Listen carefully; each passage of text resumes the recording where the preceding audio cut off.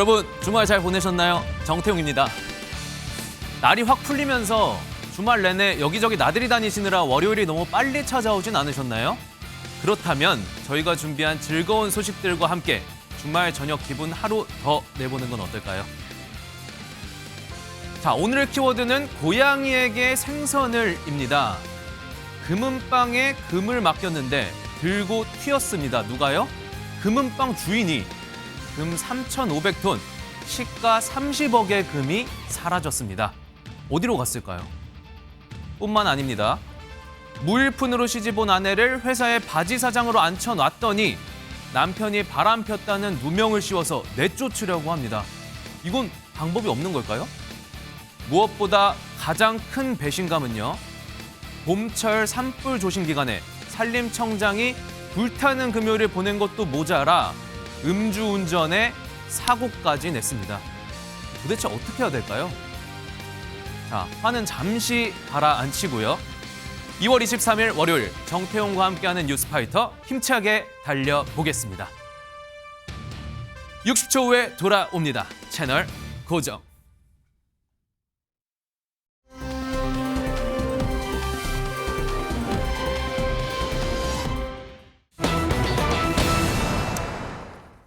참 주말에 이 소식 듣고 아주 말 그대로 부르르 떠신 분들 많으실 것 같은데요. 허주은 변호사님.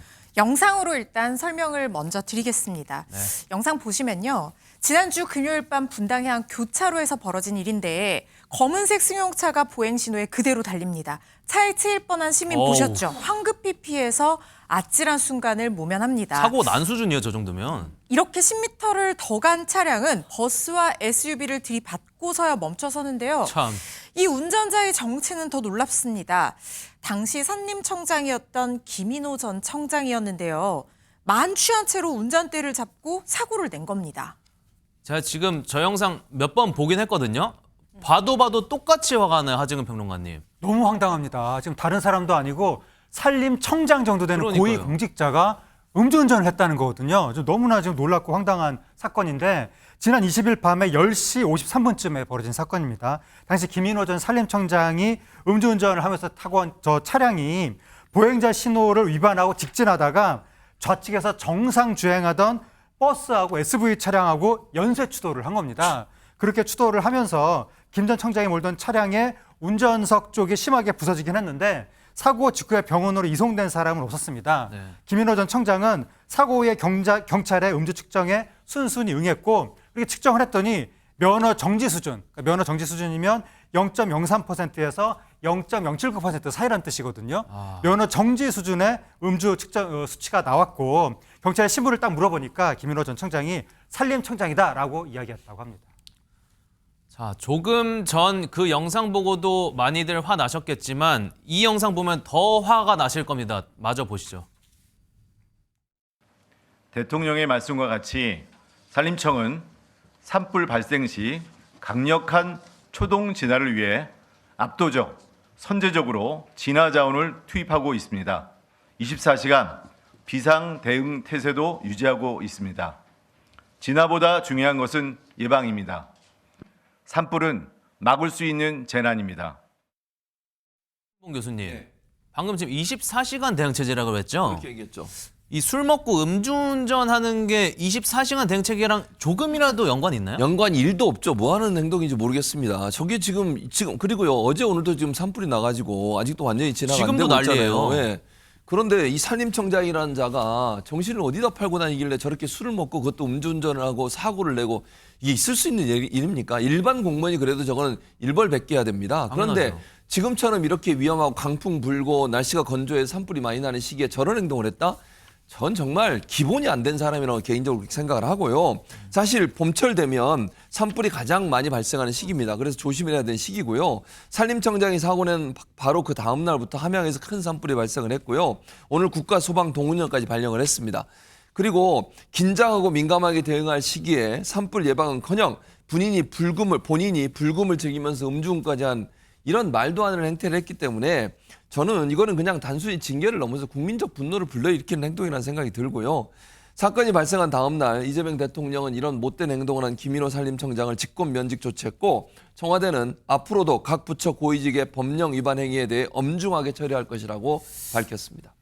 일단 그건 그렇다고 치고 제가 이해 안 되는 부분은 유인경 평론가님, 그 산림청장이 고위공직자잖아요. 그래서 연봉이 꽤 되는 걸로 알거든요. 그럼요. 대리비 낼 정도는 될 거 아니에요. 연봉이 1억 5천 정도로 밝혀졌고요. 아니, 술을 먹은 건 먹었다고 쳐도 네. 대리비는 낼 수 있잖아요. 대리비를 아끼기가 어려운 고연봉이잖아요. 1억 5천만 원이면. 그리고 일단 차량이 제공되고 그러니까요. 운전기사분도 따라오게 됩니다. 아, 기사님도 있는데. 네. 또 굳이 물론 금요일 저녁 시간대 사적인 일로 갔으면 뭐 운전기사님은 공무가 아니라 보낼 수는 있지만 대리기사도 부르지 않고 아까 그런 말씀하시더라고요. 산불은 예방 가능한 일입니다. 음주운전이야말로 예방 가능한 일이거든요. 그래서 산림청 공무원 노조가 성명을 냈는데 전 이거 읽고도 굉장히 너무 화가 났습니다. 2월부터 5월까지 산불 조심 기간은 조직에 사활이 걸린 상황이다. 춘천시에도 했고요. 산불 대응 체계 책임자로서 책무를 져버린 행위고 조직 구성원들의 사기와 자긍심에 심각한 상처를 입혔다라고 분노하면서 성명을 발표했습니다. 그런데 여기서 또 이게 끝난 게 아니라고요, 박승배 변호사님. 김 전 청장이 당시 현장에서 음주운전 사실을 인정했고 경찰은 일단 귀가 조치를 했다고 합니다. 그런데 경찰이 소환 일정 등을 조율하기 위해서 김 전 청장에게 연락을 하려 했지만 전화기가 꺼져 있다는 보도도 나오고 있습니다. 현재 경찰은 음주운전과 교통사고 처리 특례법 위반으로 입건하고 피해자들의 진단서 등을 통해서 부상 상황을 먼저 확인한 뒤에 김 전 청장과 연락이 닿는 대로 소환 일정을 잡을 계획이라고 합니다. 저희가 뭐 술 좋아하는 거 가지고까지는 진짜 뭐라고 안 합니다. 다른 기관도 아니고 지금 산불 조심 기간이었거든요. 총책임자로서 산불이 날까 지금 노심초사 막 이러고 있어도 모자랄 시간에 이런 어이없는 사고를 어이가 없습니다, 그냥.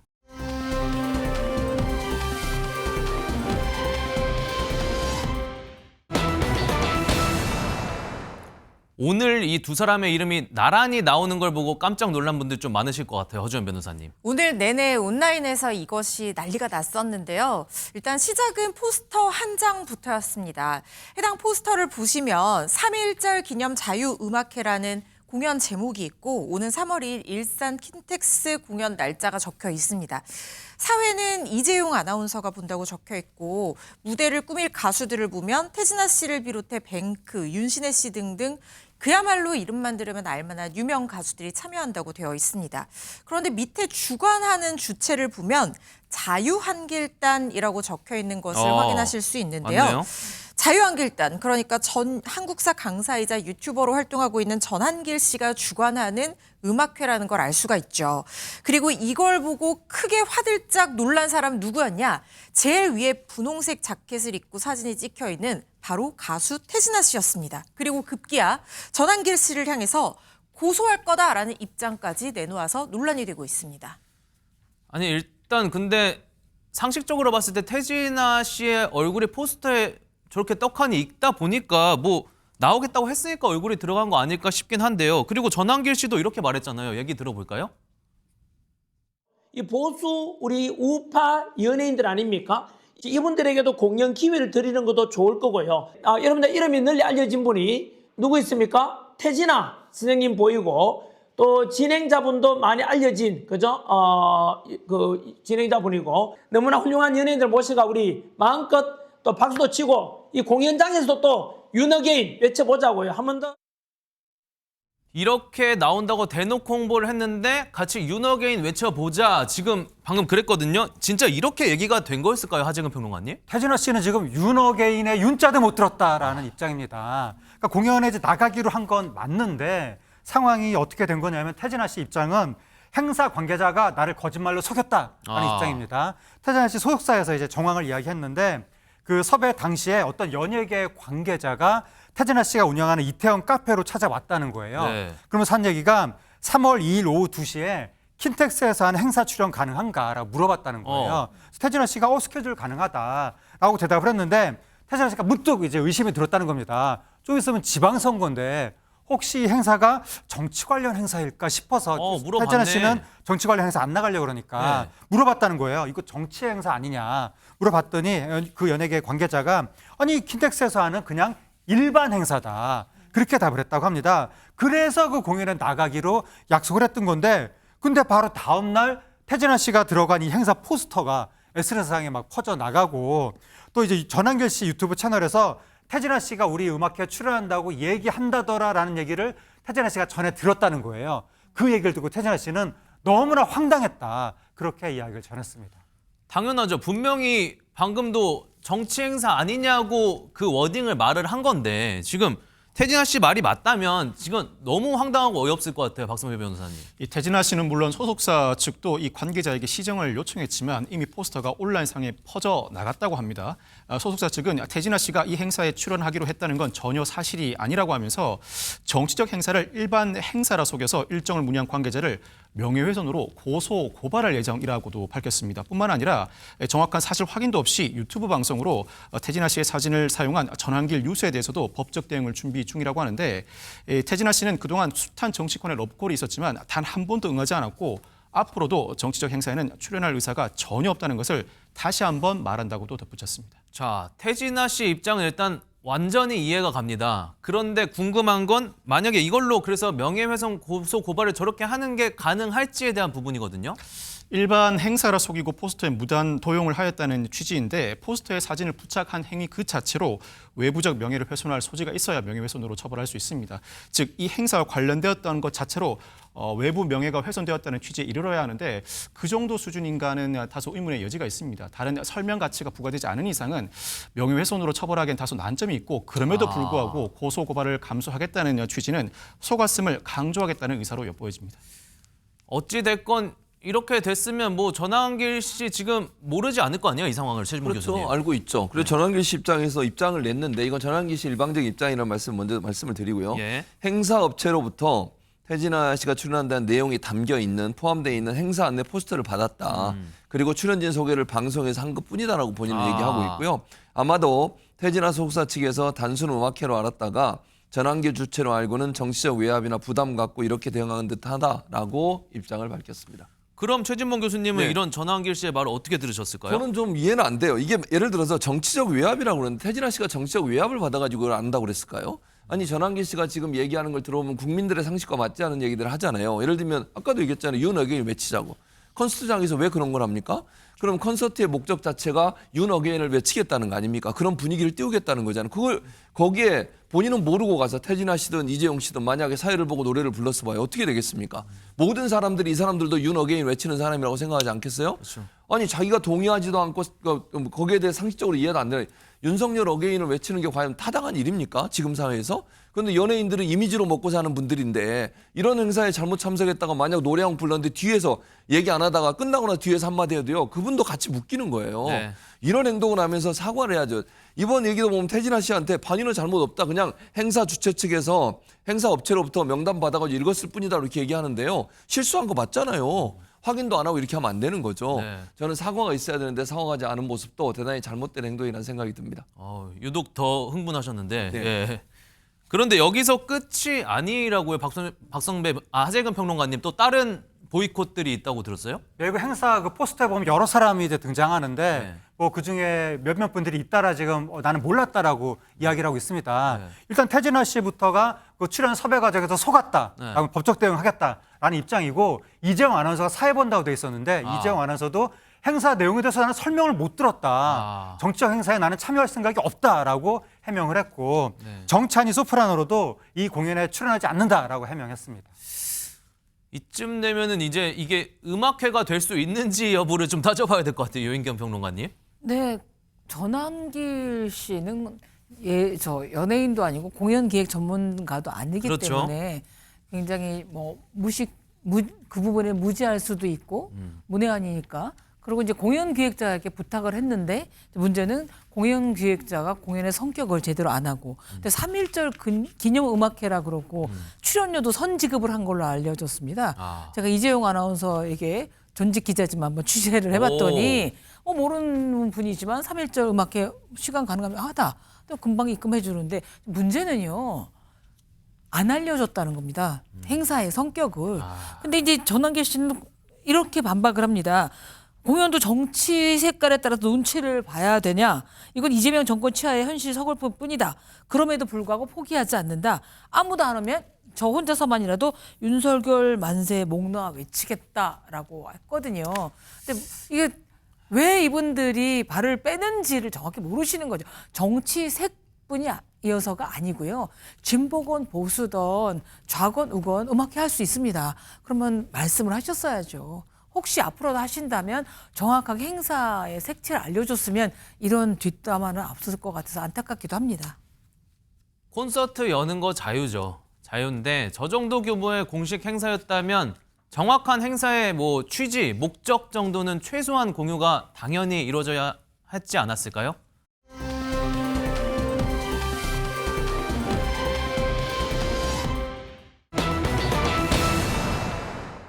자, 무대 위에서는 장구를 치며 관객 심장까지 두드리는 남자죠. 끼 하면 끼, 카리스마 하면 카리스마, 퍼포먼스 뭐 하나 빠지는 거 없는 가수인데 그런데 이 남자가 32년 동안 여자 손을 한번 못 잡아봤다고 합니다. 오늘의 주인공부터 영상으로 보고 오시죠. 인생은 미완성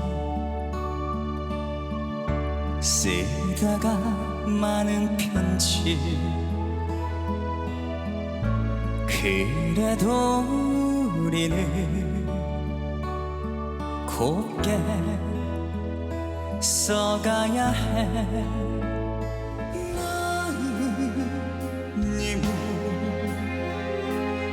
생각 말고 만수가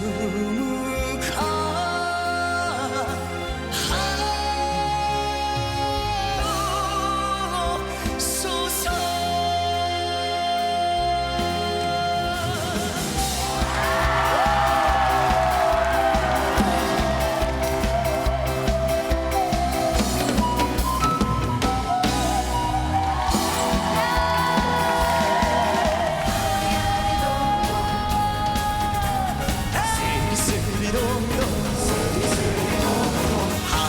하리랑 장날이나 드러나 주소 하나 번님 내야 배 띄워서 어서 가자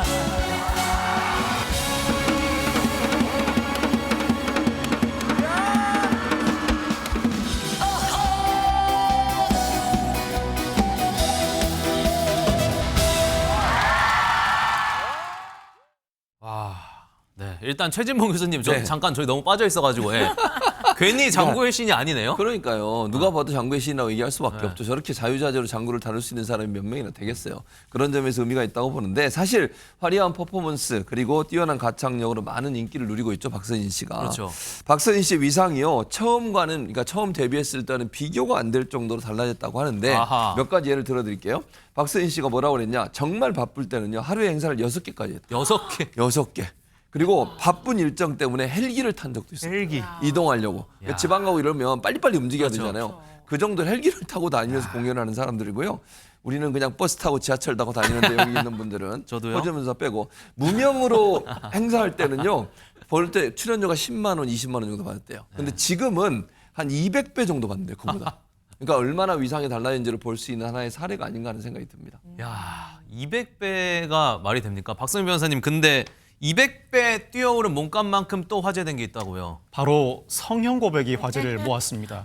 시원시원한 가창력만큼 성형 사실도 시원시원하게 고백을 했는데 야. 이 박서진 씨는 방송에서 과거 사진이 나오고 있는데 성형 사실을 못 숨기겠더랍니다. 거짓말하기에는 죄 짓는 것 같아서 고백을 했다고 하고 눈은 3번, 코와 입술, 모발까지 손을 받고 누적 성형 비용이 무려 1억 원 이상 들었다고 합니다. 야, 참 뭐든지 다 잘하는 이 박서진 씨도 못하는 게 하나 있네요. 거짓말. 네.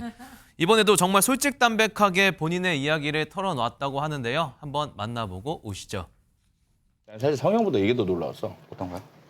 32년간 못 쓰려면 아, 연애를 안 해봤어요. 해본 적이 없어? 네. 여자의 손을 잡아본 적이 있어? 손잡고 막 다니고 썸 타고 그거는 방송에서나 어디든 잡죠. 방송 말고 잡아본 적이 없어요. 와 진짜로 대박이다. 제가 또 노래 그거 잘하고. 눈치가 없나 봐요. 여성분이 막 뭐 신호를 보내는 것 같은데 제가 모르나 봐요. 신호 뭐 어떤 거 있었는데? 뭐 밥 먹자. 알겠다. 신호네. 약속 잡았다고 몇 번 펑크냈고 누가? 제가요. 왜? 나가기 귀찮아가지고. 아, 허주연 변호사님, 제가 막 답답해요. 아, 저 누가 봐도 저거는 뭐 그린라이트 같은 거잖아요. 그렇죠. 연애도 부지런해야 한다는 말이 있잖아요. 사실 남녀가 처음 만나서 어색한 상황에서 뭐 같이 밥 먹고 뭐 하고 하는데 대화 자체를 이끌어 나가는 것도 서로 굉장히 어려울 수 있어요. 맞아요. 그런데 뭐 요즘에는 남자든 여자든 뭐 먼저 신호 보내고 이러는 거는 꼭 성별에 국한되지는 않는데 여자분이 이렇게 밥 먹자 하면서 그린라이트를 주면 나가서 남자도 노력을 해야 되는데 지금 약속을 한 번도 아니고 몇 번 펑크를 냈다고 하잖아요. 그럼 용기 내서 호감을 표현하면서 같이 식사해요, 뭐해요 제안했던 여성분 입장에서는 아, 이 사람 나한테 마음이 없구나. 아니면 이 사람은 좀 무례하구나. 이렇게 생각할 수도 있어요. 그러니까요. 그러면 당연히 연애로 진전이 안 되는 거죠. 지금 장구 열심히 치는 것도 중요한데 여성들의 마음을 두드리는 연습도 좀 하셔야 하는 게 아닌가 싶습니다. 자, 그렇다면 박서진 씨의 이상형 과연 어떻게 될지 직접 이야기 들어보겠습니다. 저는 재밌는 사람 좋아해요. 저랑 반대되는 성격. 여자 개그맨 어때? 좋아해요. 그래서 김신영 선배님이 옛날에 그 이상형이었어요. 지금은? 지금도 비슷해요. 어색하지 않게 해주는 사람이. 리드하는 사람. 네네. 약간 남자다운 성격이라서. 테토녀. 네. 근데 또 생긴 이미지는 테토녀 남. 돌아버리겠네. 유은경 평론가님, 아무래도 인생의 대선배시니까 우리 박서진 씨한테 한번 조언 한마디 해주시죠. 저는 60 넘고부터 후배에게 절대 조언하지 않기로 결심했어요, 인생관이. 근데 왜냐하면 박서진 씨는요, 32살의 여성에게 눈치가 없다는 거 외에는 너무 치열하게, 열심히, 성실하게 살아왔고요. 가수냐, 장구제비냐 뭐 이런 모욕도 받아봤는데 어쨌든 실력으로 지금 다 저 자리에 선 거잖아요. 맞습니다. 그래서 결혼이건 연애건 저는 때가 있다고 하고 지금은 더 그 자리에서 열심히 해서 우리 대중들에게 기쁨을 주시는 것만으로도 잘 살고 있다고 생각합니다. 네. 맞습니다. 네, 뭐 박서진 씨 지금처럼 승승장구하는 것도 물론 좋고요. 또 더 행복하게 살자면 나중에 이 감정도 잘 만들어 갔으면 좋겠습니다.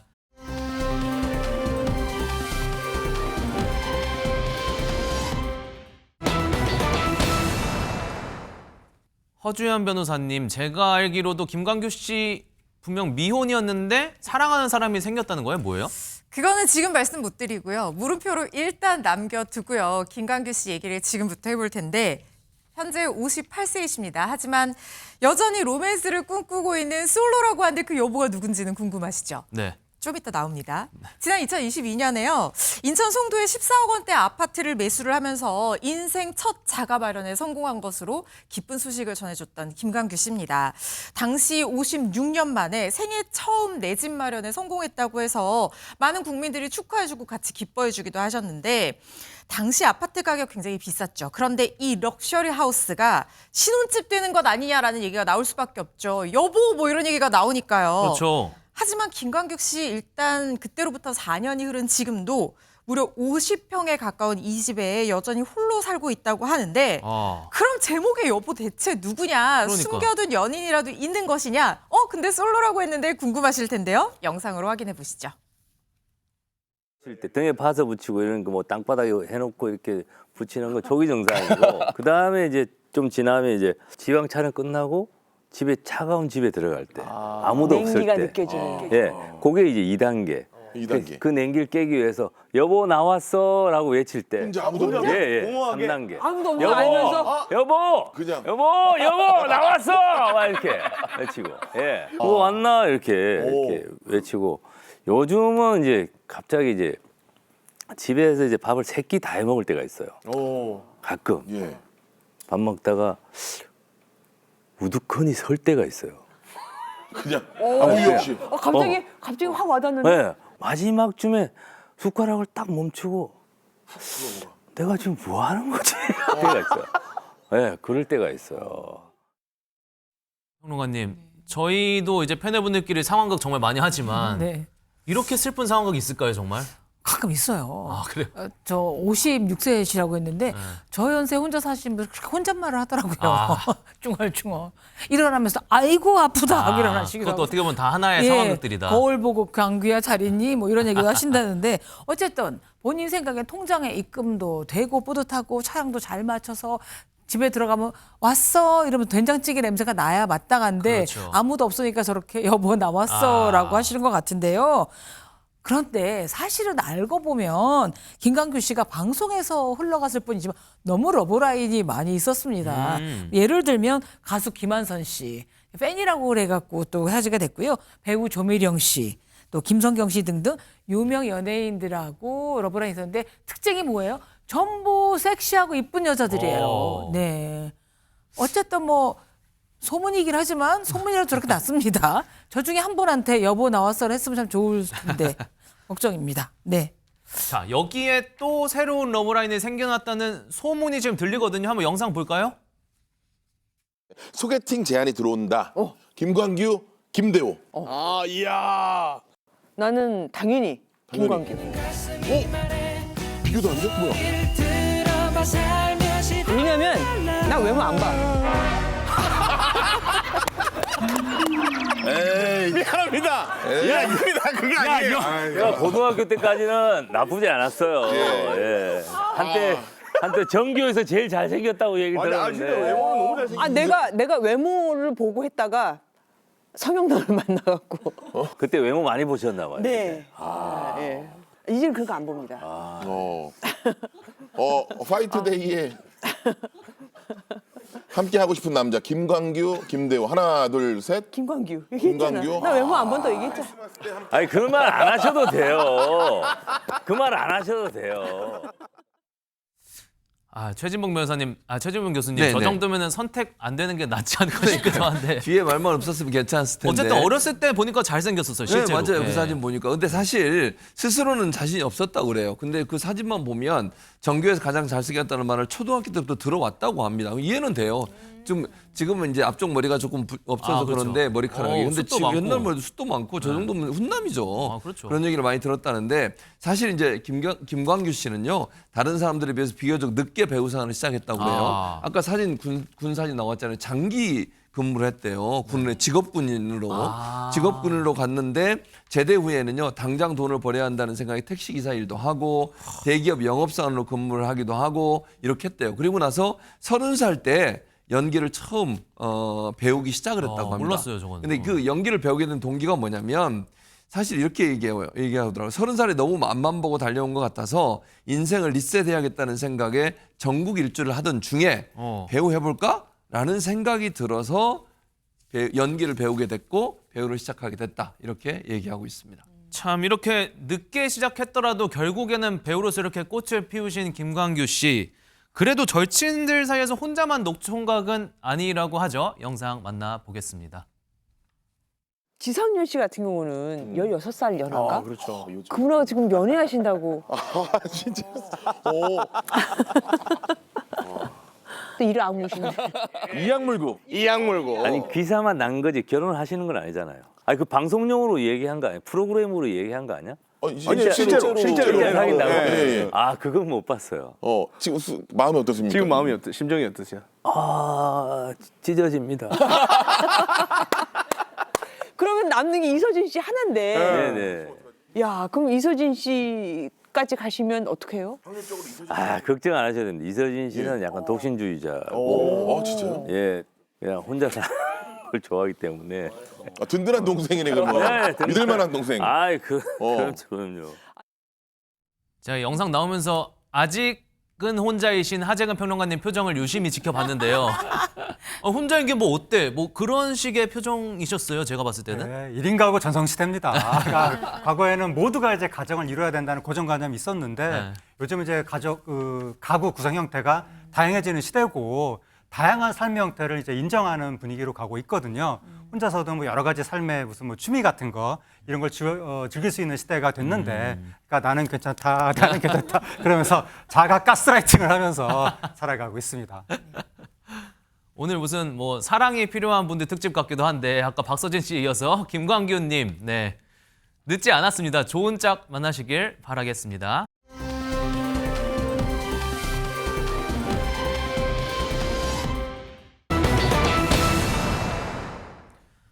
매니저 갑질 등 의혹 받고 있는 박나래 씨가 피의자 신분으로 첫 조사를 받았습니다. 긴 시간 조사 마치고 나와서는 어떤 표정이었는지부터 영상 만나보고 이어가 보겠습니다.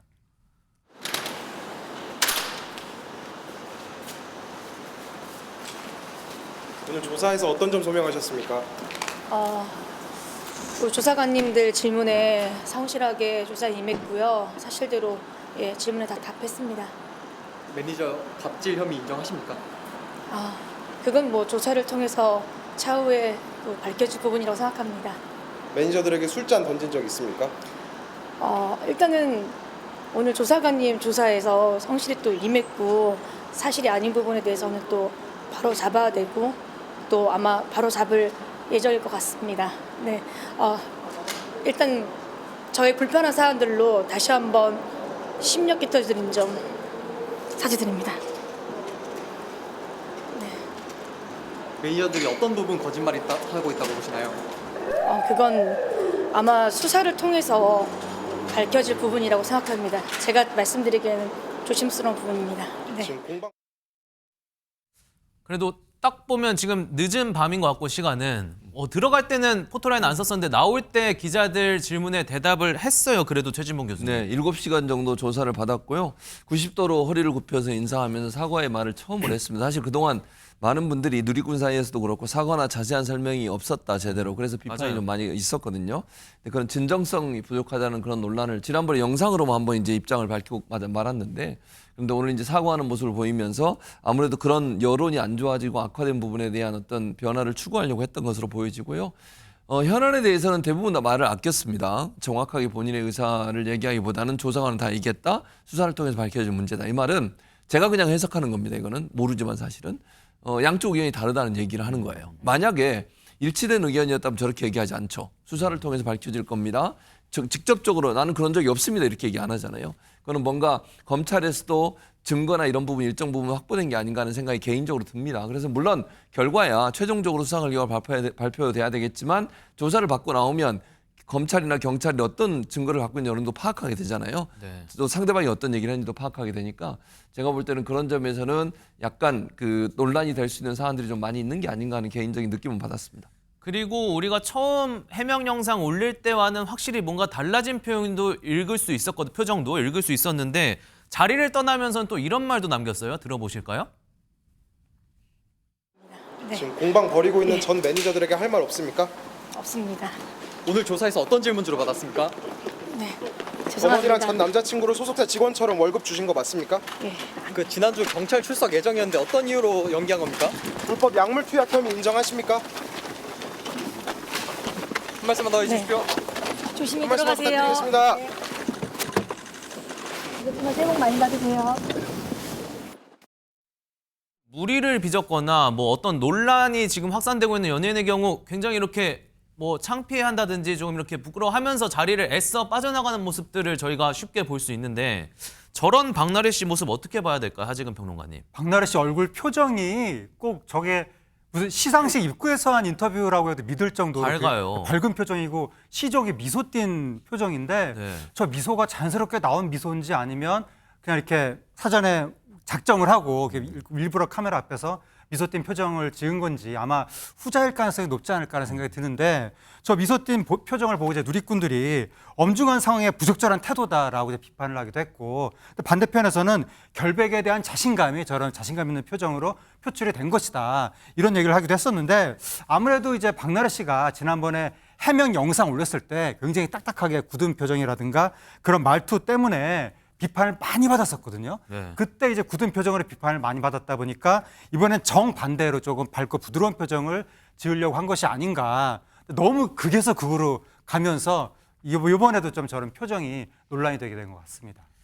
어찌됐건 박나래 씨는 사실대로 다 답하겠다고 했거든요.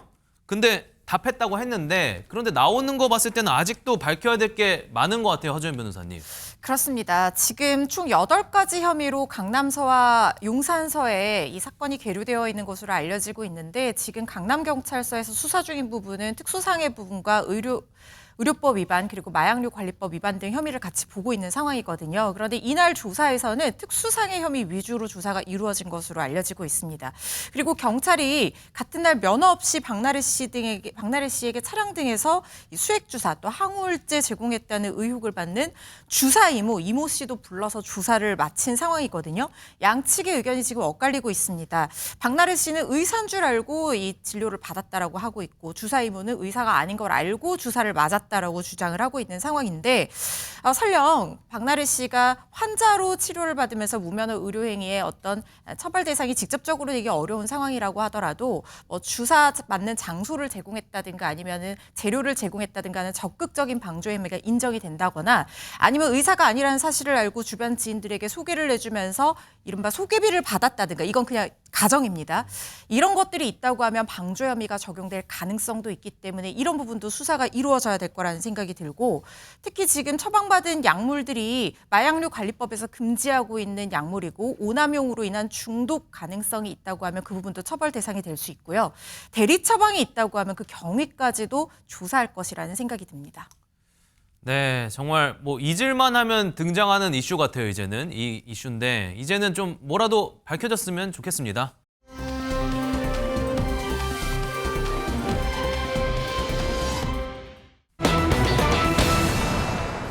이거 뭐 제목 자체가 너무 황당해가지고 무슨 일이 있었는지 설명부터 부탁드릴게요, 하재근 평론가님. 예, 딱 저 제목 그대로의 저 사건이 이달 18일에 현지 시간으로 그 18일 새벽에 호주 시드니의 도심 한복판에서 벌어졌다는 겁니다. 저게요? 그렇습니다. 당시 모습이 CCTV 화면에 고스란히 찍혔는데 그 모습 영상으로 보시겠습니다. 새벽 시간 편의점 앞인데 흰 옷을 입은 남성을 향해서 누군가 갑자기 주먹을 휘두릅니다. 이어 다른 남성한테도 다가가 주먹질을 하는가 하면 도로 위로 넘어뜨리더니 발길질도 서슴지 않습니다. 이들의 만행은 여기서 끝이 아닙니다. 피하려는 남성을 따라가서 둔기로 여러 차례 가격하기도 하는데 영문도 모른 채 무차별적으로 폭행을 당한 피해자들 중에서는 한국인도 포함되어 있었다고 합니다. 아니, 박성배 변호사님, 뭐 최소한 그래도 아는 사이였겠죠? 그렇지 않습니다. 이 피해자 3명은요, 길을 걷다가 모르는 남성들로부터 갑자기 공격을 당했습니다. 피해자들이 건장한 체격을 지녔는데 가해자들과 맞서 싸우지 않았습니다. 무차별적인 폭행을 당하는 와중에도 손을 들어서 상황을 진정시키려고 했지만 가해자들은 폭행을 무작정 이어갔다고 합니다. 당시 상황을 목격한 목격자에 따르면 처음에는 모두 친구 사이라고 생각했는데 무리 중 한 명이 피해자에게 내 친구와 싸울래라고 묻더니 갑자기 폭행을 시작했다고 합니다. 유인경 평론가님, 어차피 저렇게 무차별 폭행할 거면서 묻긴 또 왜 물어요? 싫다고 하면 뭐 안 때릴 거예요, 지금? 하여튼 뭐 제정신은 아닌 사람이죠. 그런데 뭐 경찰 측 추정으로는 저 폭행 가해자들이 백인 또 중동계 사람으로 이제 알려졌습니다. 경찰은 현장에서 도주한 이들을 추적하면서 수사를 벌이고 있는데 피해자들이 많이 맞아서요. 병원으로 이송돼서 치료를 받은 것으로 알려져 있습니다. 근데 이 인종차별이 아직까지도 21세기 늘어난다는 게 호주는 나름 굉장히 잘 사는 나라라고 생각하고 있는데 굉장히 의아스럽습니다. 최진봉 교수님, 지금 뭐 시대가 어느 때인데 지금 또 인종차별이에요, 지금 그러니까 이게. 해당 영상이 SNS 확산이 되면서 누리꾼들은요, 부끄럽다. 아시아인 본 것만 여러 번이라는 그런 글들이 올라오고 있고요. 호주의 인종차별 문제에 대한 비판이 제기되고 있습니다. 호주가 사실은 다른 나라보다 많이 일어나고 있는 건 사실이에요. 이게 문제라고 저는 보는데 실제로 지난해에도요, 호주에서 백인 남성들이 20대 한국인 남성에게 눈이 작다고 욕을 하면서 집단 폭행을 했고요. 지난 2020년에도 호주 여성이 한국인을 주먹으로 때리는 등 한국인을 향한 인종차별 범죄가 이어지고 있는 상황이라고 합니다. 허주연 변호사님, 근데 이게 잡히는 거 시간 문제 아닐까요? 이게 가해자들 잡히면 어느 나라 법에 뭐 어떻게 처벌되는지 이런 거 궁금해요. 사실 우리나라 국민을 피해자로 하고 있기 때문에 이론상으로는 우리나라의 형법을 적용해서 처벌할 수도 있습니다. 그렇지만 지금 국적은 확인이 되고 있지 않지만 호주 현지에서 이런 범죄가 벌어졌기 때문에 현지에서 잡힌다고 하면 호주의 현지법에 따라서 처벌받게 될 가능성이 가장 높아 보입니다. 요즘 뭐 호주 여행 워낙 또 인기이기도 합니다. 지금도 제 친구 몇몇 저곳에 있고 이 소식 접하고는 불안해하고 있거든요. 저 행위가 제발 좀 단순한 인종차별이라면 절대 그냥 넘어가선 안 될 것 같습니다.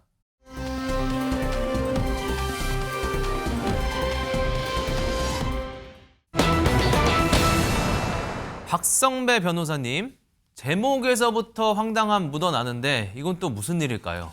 서울 종로의 한 금은방에서 벌어진 영화 같은 사건입니다.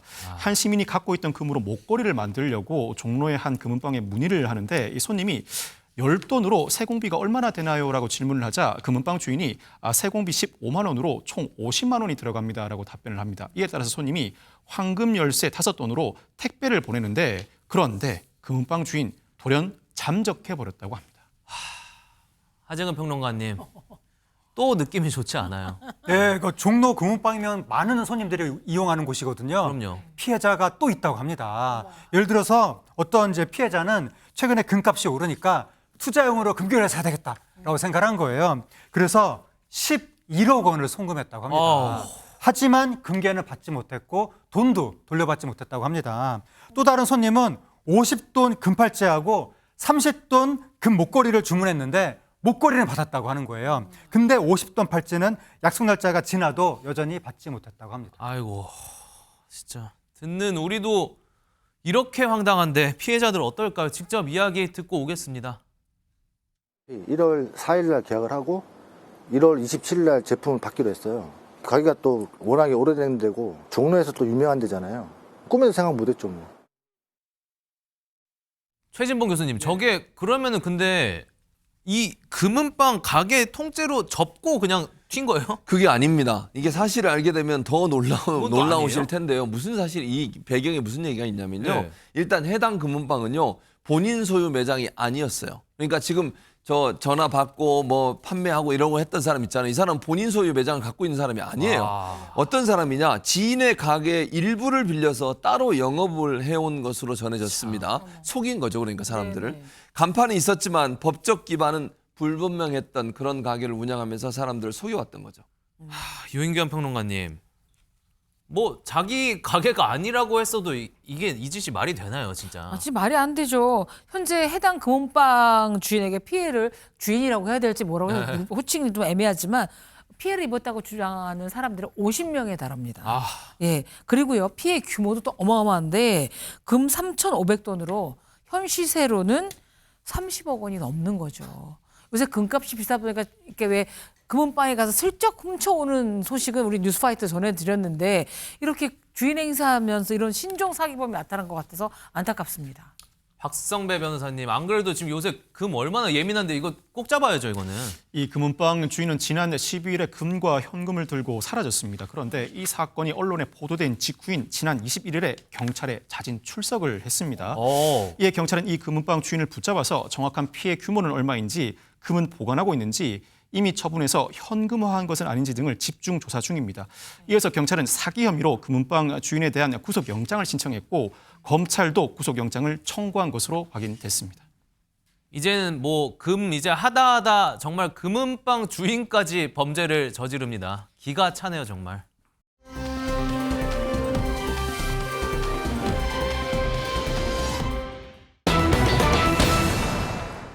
최진봉 교수님. 네. 계속 기이한 것들만 나와요. 지금 경찰이 도대체 왜 저런 짓을 한 거예요? 또 아니 이번에? 경찰이 저런 행동을 했을 때는 다 이유가 있었지 않겠습니까? 그렇겠죠? 그 이유를 설명해 드릴게요. 지난 1월에 경북에서 일어난 끔찍한 일인데요. 당시 경찰에게 다급한 신고 전화 하나가 들어옵니다. 그 내용을 소개해 드리면 누군가 차에 몰래 타고 있다가 흉기로 상의를 입히고 차량을 탈취해 갔다라고 하는 신고가 들어온 겁니다. 하재근 평론가님, 접수 내용이 지금 이렇게 적혀 있으면 굉장히 긴박하고 급한 상황일 것 같아요. 네, 굉장히 무서운 내용의 신고가 접수가 된 겁니다. 접수를 받자마자 이제 112 상황실에서 바로 해당 차량을 확인했습니다. 그래서 긴급하게 순찰차를 배치했거든요. 그 이후의 상황 또 영상으로 보시겠습니다. 용의 차량을 발견한 경찰이 즉시 정차 명령을 내렸습니다. 하지만 운전자는 멈추지 않고 계속 질주했는데 사이렌이 울리고 경고가 계속 이어지지만 차량은 속도를 줄이지 않은 채 도주를 이어갑니다. 주변엔 일반 차량도 적지 않은 상황이어서 상당히 위험한 상태에서 긴박한 추격전이 이어졌습니다.